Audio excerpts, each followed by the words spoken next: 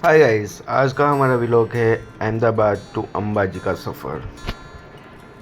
तो जैसे कि आप देख सकते हो, हम अहमदाबाद से निकल चुके हैं और हमने अहमदाबाद मेहसाणा और पालनपुर वाला रोड लिया था अंबाजी तक जाने के लिए। वैसे तो रोड बहुत ही कंफर्टेबल है, पर पालनपुर के बाद थोड़ा हिली एरिया चालू होता है, तो वहाँ पर आपको कार चलाने में थोड़ा सा ध्यान रखना पड़ेगा। यहाँ पर रास्ते में आपको काफ़ी सारी होटल्स मिलेगी, वहाँ पर आप होल्ड ले सकते हो। जैसे कि हम यहाँ पर रुके हुए थे, अगर किसी को वॉशरूम या तो कुछ नाश्ता वास्ता करना हो तो ये सारी होटल्स यहाँ पर अवेलेबल होती है 24/7। तो हम वहाँ पर थोड़ी देर रुके थे। तो मिश्री भी आती जाती व्हीकल्स को ऐसे ही देख रही थी और उसको ये सब देखने में मज़ा भी आ रहा था। तो हम वहाँ से थोड़ा आगे निकल गए थे और हम अंबाजी के पास थोड़ा नज़दीक ही थे, और वहाँ का रास्ता थोड़ा चढ़ाव टाइप है, तो आपको थोड़ा सा ध्यान रखना है कि सामने से भी व्हीकल आ सकते हैं। और यहाँ पर जैसे कि 2 लाइन हैं, तो स्मूथ गाड़ी चल रही है, पर आगे जाके एक सिंगल लाइन हो जाएगी, वहाँ पर आपको गाड़ी चलाने में बहुत ध्यान रखना पड़ता है। वैसे तो हम दोपहर को निकले थे अंबाजी जाने के लिए, बट यहाँ का वेदर इतना क्लाउडी और नरम था कि गाड़ी चलाने में भी मज़ा आ रहा था और हम व्यू को एंजॉय भी कर रहे थे। तो हमको अंबाजी पहुँचने पे ऑलमोस्ट 5 घंटे जैसा लगा था और हम फाइनली वहाँ पर पहुँच गए थे। वहाँ कार पार्क करने के लिए भी अलग अलग जगह है, तो आप आराम से वहाँ पर कार पार्क कर सकते हो। और दर्शन का भी टाइम फिक्स होता है यहाँ पर, तो आपको वो टाइम पे ही जाना पड़ता है। जैसे कि यहाँ पर मंदिर में मोबाइल अलाउ है नहीं, तो मंदिर के बिल्कुल बाजू में लॉकर्स बनाए रखे हैं, वहाँ पर आप अपनी आइटम्स रख सकते हो, जो कि वो बिल्कुल फ्री होती है।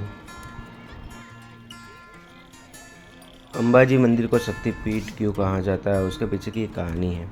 हिंदू धर्म के अनुसार जब माँ सती अपने आप को अग्नि में समर्पित किया, तब भगवान शिवा ने उनके शरीर को लेकर तांडव करने लगे थे। तब भगवान विष्णु ने अपने सुदर्शन चक्र से माँ सती के शरीर के टुकड़े किए, और जहाँ जहाँ पर उनके बॉडी के पार्ट्स गिरे, वहाँ वो जगह को शक्तिपीठ के नाम से जाना गया है।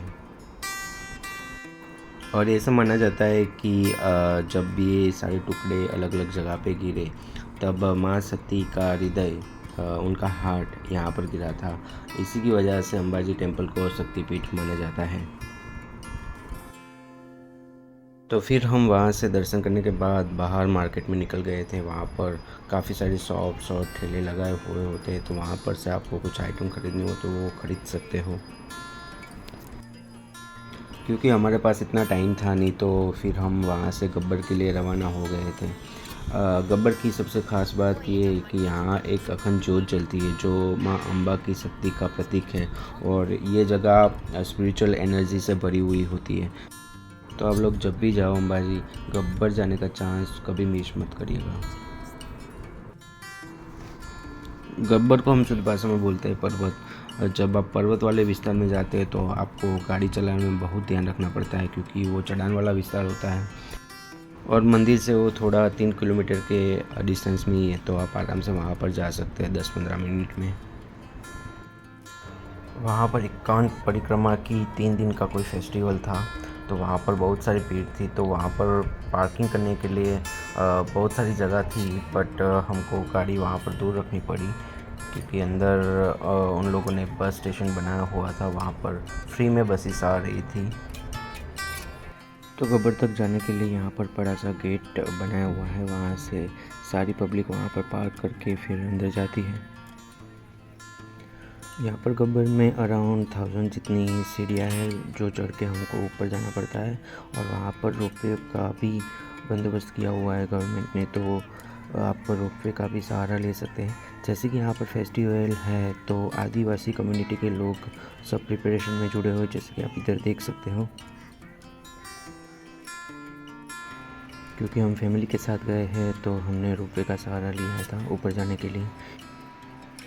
इतना सारा रश होने के बावजूद भी यहाँ पर मैनेज अच्छी तरह से सब लोग कर रहे थे। वहाँ पर एक लंबी सी लाइन लगी हुई थी, वहाँ से जल्दी जल्दी 4-4 के ग्रुप में वो रोपवे में बिठा के ऊपर ले जा रहे थे। क्योंकि मिश्र का ये फर्स्ट एक्सपीरियंस था तो वो सब अच्छी तरह से देख रही थी और उसको ये सब देखने में भी मज़ा आ रहा था।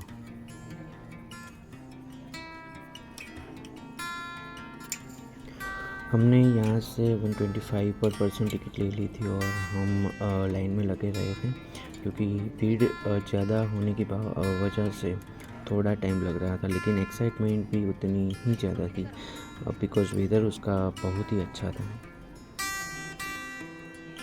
मिश्री रोपवे में बैठ के मूड में आ गई थी और टुकुर टुकुर सब देख रही थी और मैं जब वीडियो ले रहा था तो उसको मज़ा आ रहा था और वो व्यू को एंजॉय कर रहे थे हमारे साथ भी।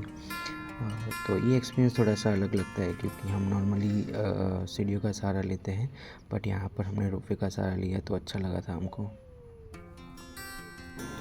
यहाँ पर लाइन में 15 से 20 मिनट हमको इंतज़ार करना पड़ा था क्योंकि वीकेंड का समय था। रोपवे की ट्रॉली में बैठते ही बहुत ही सेफ़ और आरामदायक महसूस हुआ। धीरे धीरे ट्रॉली ऊपर जाती है और नीचे का पूरा नज़ारा दिखता है, जैसे कि पहाड़, हरियाली और मंदिर का सुंदर दृश्य। ऊपर पहुंचकर ठंडी हवा और शांत माहौल दिल को सुकून देता है। गब्बर की हिल पर माता जी के दर्शन करने का अलग ही अनुभव है यहाँ पर। जैसे कि आप देख रहे हो हम टेंपल के बिल्कुल बाजू में ही खड़े हैं। ऊपर जाते ही ठंडी हवा और जय मां अम्बे की गूंज से पूरा माहौल भक्तिमय लगने लगता है। दिल में एक अलग ही शांति और पॉजिटिव एनर्जी महसूस होती है, जैसे सारी थकान खत्म हो गई हो। मंदिर के पास खड़े होकर ऐसा लगता है कि सच में मां ने बुलाया है। यहाँ की स्पिरिचुअल वाइब शब्दों में बताना मुश्किल है, इसे सिर्फ महसूस किया जा सकता है। यहाँ पर पवित्र ज्योत जलती रहती है, उसे अखंड ज्योत माना जाता है।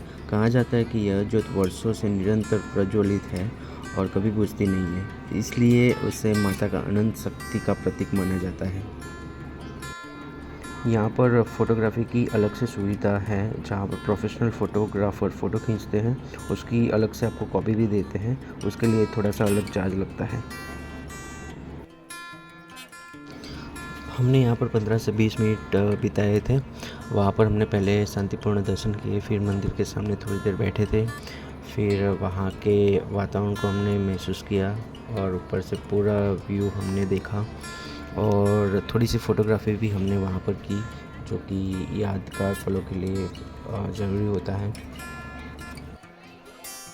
यहाँ पर काफ़ी सारा डेकोरेशन भी किया हुआ था, तो मैं और मिश्री वो डेकोरेशन के साथ खेल रहे थे। क्योंकि यहाँ पर बहुत सारी भीड़ थी तो हमने सोचा कि जल्दी से निकल चलते हैं, क्योंकि रोपवे में भी बहुत सारी लाइन थी, हमने आते वक्त देखा ही था। जैसे कि आप देख सकते हो यहाँ पर भी लाइन में लगना पड़ा हमको, क्योंकि यहाँ पर बहुत सारी भीड़ थी और यहाँ की सिस्टम के हिसाब से लोग चलते हैं। वो अपनी जो टिकट होती है वो स्कैन करते हैं। टिकट स्कैन होने के बाद हमको रोपवे तक जाना पड़ता है, जहाँ पर अलग अलग ट्रॉलीज रखी हुई होती है, जो कि कंटिन्यूस पूरे दिन आती जाती ही रहती है। हम ट्रॉली तक जा रहे थे तो वहाँ पर छोटे छोटे बच्चों ने देवी माँ का रूप लेके वहाँ पर सॉन्ग गाते हैं और रिक्वेस्ट करते हैं पैसों के लिए। यहाँ पर आपको पैसे देने में भी मज़ा आएगा, क्योंकि उनकी जो क्रिएटिविटी होती है, जो वो गाते हैं, वो देखने में भी मज़ा आता है।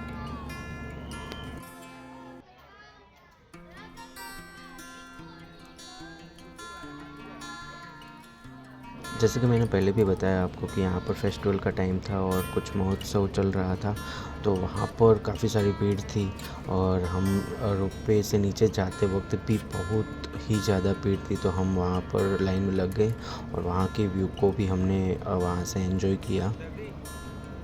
रोपवे से रिटर्न जाते वक्त काफ़ी सारी भीड़ थी, लेकिन कहीं भी धक्का मुक्की या अफरा तफरी नहीं थी। मैनेजमेंट ने यहाँ पर सब कुछ अच्छे से हैंडल किया था और सबको लाइन में लगने के लिए प्रोत्साहित किया था और सब अपनी बारी का इंतज़ार कर रहे थे वहाँ पर। अंबाजी धाम इतना पॉपुलर है कि यहाँ पर अलग अलग स्टेट से भी काफ़ी सारी पब्लिक आती है। फिर हमारी बारी आई तो हम ट्रॉली में बैठ के धीरे धीरे नीचे जा रहे थे। ऊपर से दिखने वाला खूबसूरत व्यू देखते हुए सफ़र और भी ज़्यादा एंजॉयबल लग रहा था। पहाड़ों और आसपास के नज़ारों का मज़ा लेते लेते पता ही नहीं चला कब ये 4-5 मिनट में हम नीचे पहुँच गए। नीचे आते ही रोपवे के आसपास एक गार्डन जैसा सुंदर रास्ता बना गया है। वो रास्ता कैंटीन तक जाता है और बीच में काफ़ी सारी डेकोरेशन भी किए हुए होते हैं, तो वो व्यू आप एंजॉय भी कर सकते हो। वहाँ पर काफ़ी सारे स्टोर्स भी लगाए हुए होते हैं, तो वहाँ पर आप कुछ गेम्स खेलना चाहो तो वहाँ पर खेल सकते हो, कुछ चीज़ें ख़रीदना चाहो तो आप वहाँ से ख़रीद सकते हो और आराम से बैठ के आप अपना लंच या तो नाश्ता भी, ब्रेकफास्ट कुछ भी कर सकते हो यहाँ पर। यहाँ पर दिक्कत सिर्फ ये है कि आप बाहर का कुछ ला नहीं सकते। यहाँ पर कैंटीन में जो भी अवेलेबल होता है वही आपको ख़रीदना पड़ता है और वही खाना पड़ता है। बाहर से कुछ भी लाओ तो ये यहाँ पर अलाउड नहीं है। फिर धीरे धीरे वक्त गुजर गया और शाम के ऑलमोस्ट 6 बज गए थे। तो हम घर के लिए निकल गए। रास्ते में हमने कार का पेट्रोल फुल करवाया और उसके बाद वापस सफ़र शुरू किया।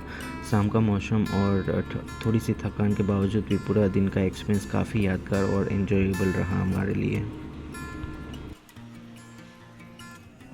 तो गाइज़ ये था हमारा अहमदाबाद से अंबाजी का सफ़र।